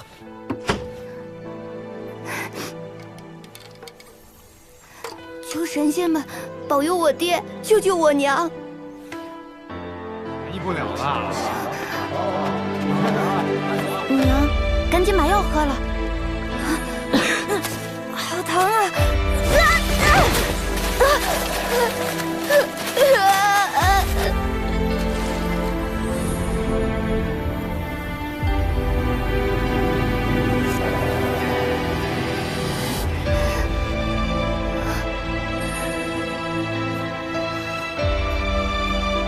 林婶婶，我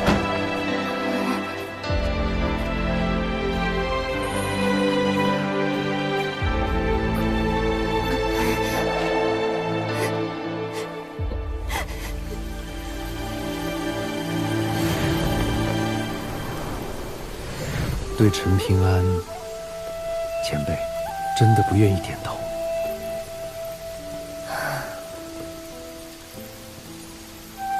我知道前辈的答案了，看来我们都对这个世界很失望。失望？那你呢？平安，平安，你醒醒！答应过娘的事，还记得吗？平安记得，不可行乞，不去龙窑做工。还要照顾好自己，好好的活下去，哪怕将来的日子比现在更苦更难，只要活着，才有机会过上吃饱穿暖的好日子。爹，娘，我现在足5岁，是大人了，我肯定可以照顾好自己的。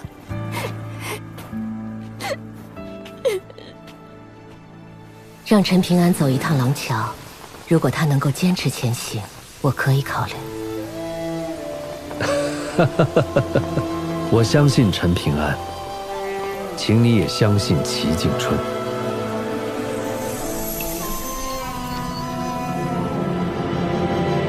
齐先生，你是要走了吗？接着走吧。齐先生，我们去哪儿？不是我们，是你。你要见的是一位老前辈。再来，再来！我想去齐先生说的那个地方。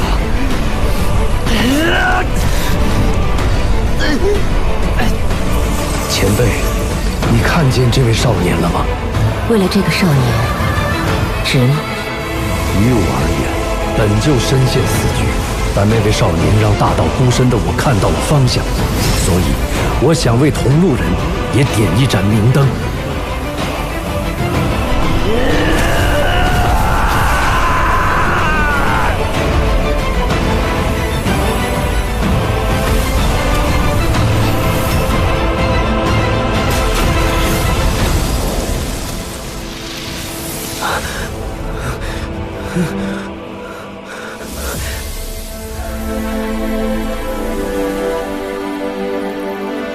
有意思，我相信齐先生，也愿意去相信那个少年。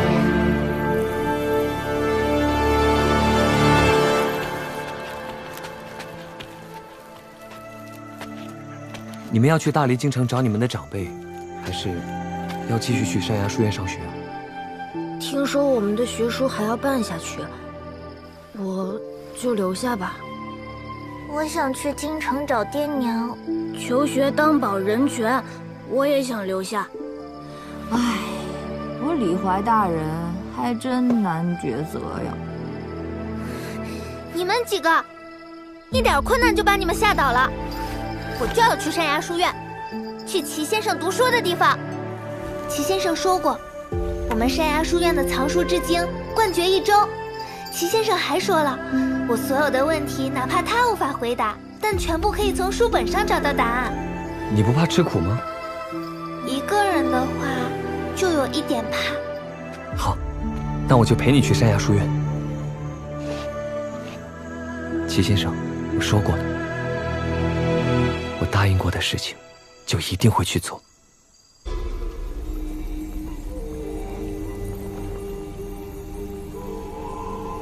前辈，千年暗示，一灯即明。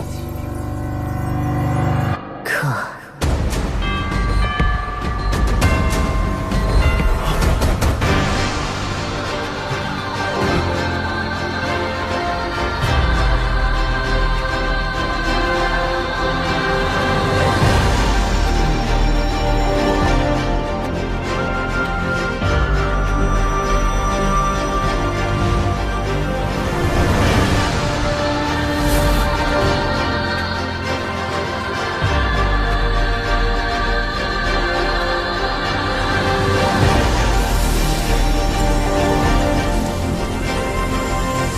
这里曾是一处战场，大战落幕后，只剩下这座拱桥。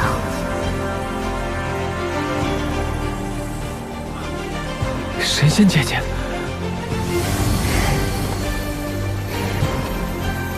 神仙姐姐这个称呼甚合我心。陈平安，我想请你帮我跟外边的4座天下说一句话，可以吗？我已经等了8000年，虽然你的修行天赋远远比不上我之前的主人，但是没关系。从今天起，你就是我的第2位，也是最后一位主人了。立誓之前，你要记住，我现在还不能现世，100年之内，你要跻身炼器室第10楼，才能来石拱桥取走铁剑。虽然暂时无法随你征战厮杀，见面礼还是有的。这玉牌能用来收纳物件，但你要跻身中5境才可驱使，先温养在窍穴中吧。接下来再额外送你3缕极小极小的剑气，接好了。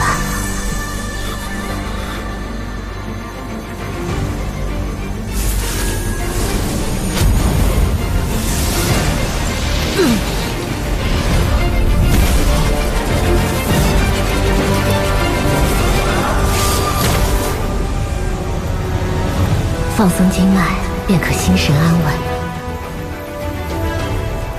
陈平安，请你跟我念一遍那句誓言，可以吗？好。天道崩塌，天道崩塌，我陈平安，我陈平安，唯有一剑，唯有一剑，可搬山，可搬山，断江，断江，倒海，倒海，降妖，降妖，镇魔，镇魔，弑神，弑神，摘星，摘星，摧城，摧城，开天，开天。天道崩塌，我陈平安唯有一剑，可搬山、断江、倒海、降妖、镇魔、弑神、摘星、摧城、开天。剑来！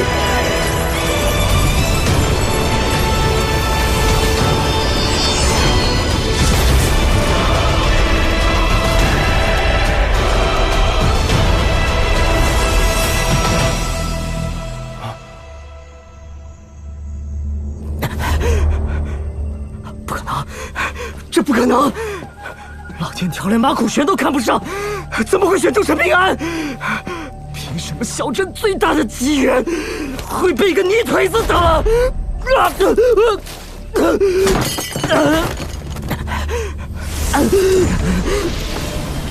晨，你这个老王八蛋，还不救我！放我出来！放我出来！老王八蛋，救我！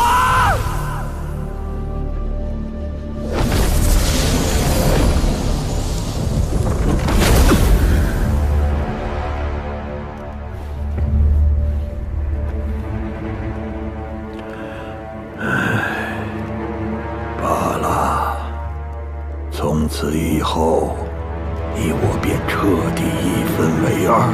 世间真的多了一个摧禅，不知是福是祸呀。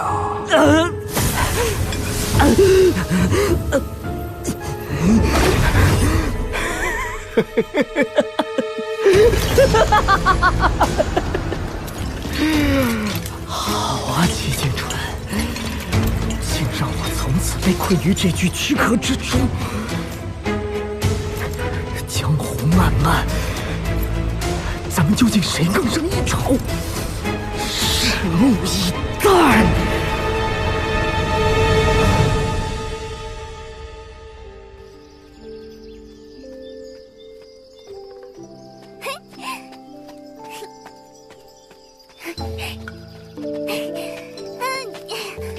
陈平安，我都收拾好了。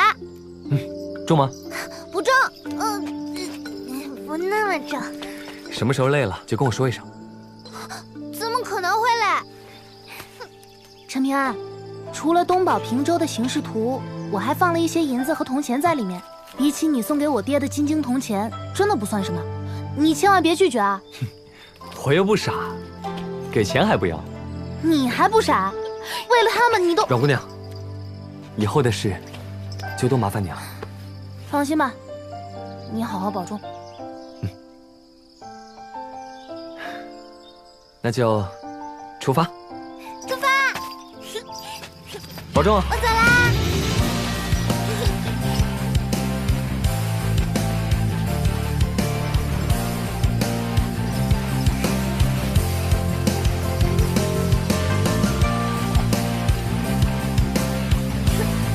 哎，你以前出过远门吗？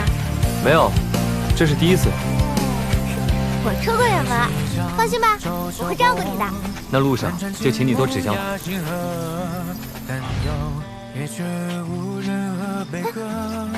你头上怎么别了一只簪子啊？我不知道啊。陈平安，其实是有钱人，对不对？现在已经不是了，我有钱的光景就那么几天。好吧。那你箩筐里露出的一截木剑又是咋回事？哦，我也不知道。陈平安，你再这样，我今天就真的不喜欢你了。我是真的不知道。算了算了，天再不喜欢你好了。